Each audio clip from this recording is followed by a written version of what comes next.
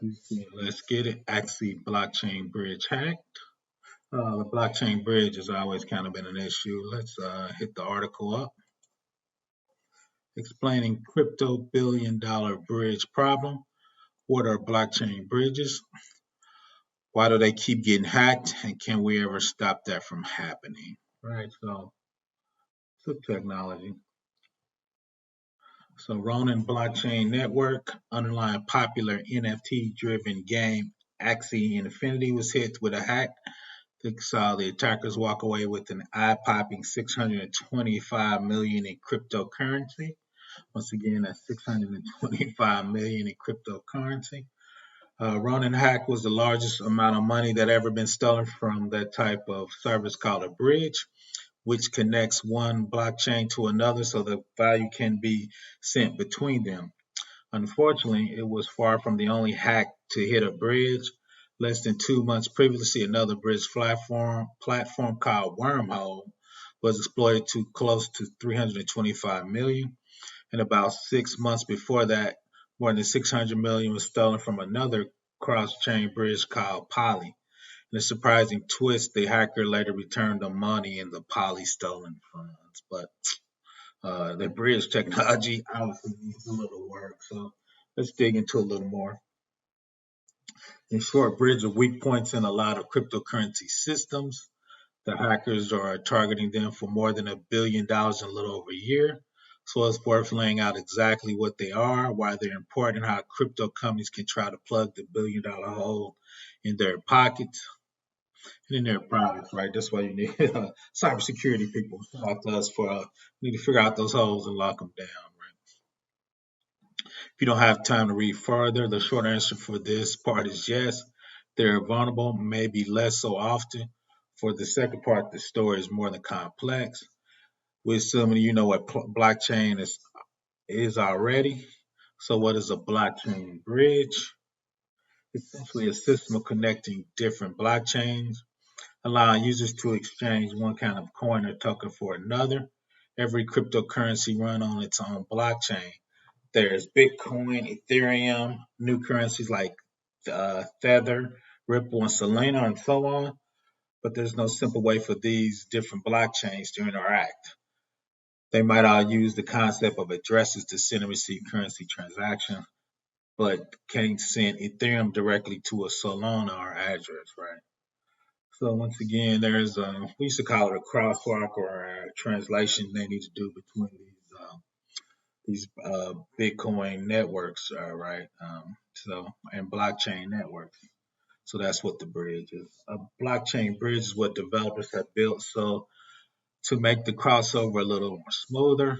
If you're holding Ethereum and you need Solana to sign up for the game, you can send your Ethereum into the bridge and get Solana in return using the same method to convert back when you're done playing.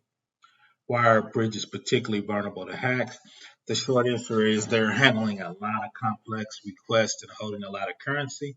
And unlike blockchain itself, there's no standard on how they're supposed to keep everything secure. A picture of a blockchain bridge is actually a bridge between two islands. Each island has different rules about the type of car you can drive.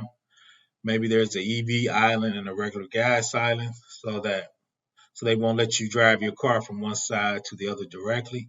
In fact, you drive up one side of the bridge, you leave your vehicle in a parking garage, walk across and pick up a rental car on the other side. Then you're done driving around the other island, you bring your rental car back to the bridge, walk across, and they hand you the keys to your car. Right? So once again, it's super complex. This means for every rental car driving around the island, there's another car parked in the garage. Some are stored for hours, others for days, others for months. But they're all just sitting there, and the company that operates the bridge has to keep them all safe. Meanwhile, unscrupulous people know exactly how many cars are in the garage, and they're looking for ways to steal them, right? Functionally, this means bridges are receiving income transactions in one type of cryptocurrency, locking it up as a deposit, releasing the equivalent amount of cryptocurrency to another blockchain.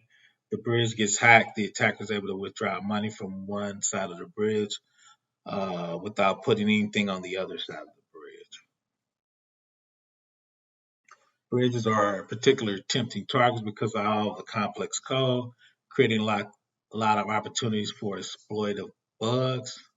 Startup founder Raju explains if you're trying to create a bridge between n different cryptocurrencies, the complexity of that n is squared, which means n more changes for bugs to creep in. Right. Crucially, these different cryptocurrencies aren't just different units of money. They're written in different programming languages, deployed in different virtual environments. Figuring out all these things should interact is very hard, especially for on-chain bridges that convert between multiple different currencies. Right, so it's just a hard problem to solve. And you got a lot of security vulnerabilities when the problem is hard to solve. Having bridges make cryptocurrency less secure overall? Probably not. Attackers are targeting the bridges right now because they're the weakest point in the system, but that's particularly because the industry has done a good job securing the rest of it. Kim, Director of Resource Chainalysis, is a company that's produced research on DeFi thefts. The bridge hacks are taking the place of the previous generations of damaging hacks against exchanges like CoinCheck, Bigmark, and Mt. Gox. If you looked at our ecosystem just a few years ago, centralized exchanges were more targets of the hacks.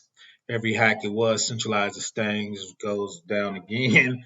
The industry worked hard to have solutions that allowed us to overcome these hack problems. We're seeing a lot of DeFi hacking, but I think the pace of it is actually slowing down.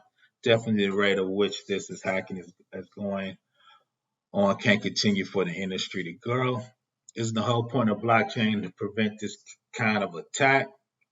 The problem is that many bridges aren't on blockchain at all. The Ronin bridge was set up to work off-chain, running as a system that interfaces with blockchain but exists on servers that are not part of it. These systems are fast, flexible, and a relatively light rate, reducing some of the n-squared complexity challenges, but can be hit with the same type of hacks that effectively a web service anywhere on the internet. This is not really a blockchain. These are Web 2 servers, right? So they're off chain trying to do that translation from one currency to the other. Without blockchain to settle the transaction, the Mono Bridge relied on non-validated nodes, which were compromised through a combination of hacks and unspecified social engineering. There are other bridge systems that operate on smart contract, basically only chain alternative. It's less likely that an attacker could subvert the code of an on-chain system through social engineering, and getting a majority of the power over the net is extremely unlikely. The drawback is that smart contracts themselves are highly complex, and if bugs do exist, it's hard to update the system in a timely manner. Wormhole used an on-chain system, and the big death occurred after hackers spotted a security update that was uploaded to GitHub, but has not been deployed to the smart contract. So once again, if it's complex, it's hard to update, but I think the technology is getting there. It's gonna make it happen. How do we stop bridges from getting hacked? It's hard. The answer comes up time and time again with code auditing and the types of tasks described above, where projects development teams might be working across different programming language and computer environments. Bringing it outside of expertise can cover blind spots that in-house talent might miss. But right now, surprising large numbers of projects don't have any auditors listed, right? So you should have a second eye on there. I love myself for auditors, but I would never try to audit a blockchain, right? So that's on a different level of complexity.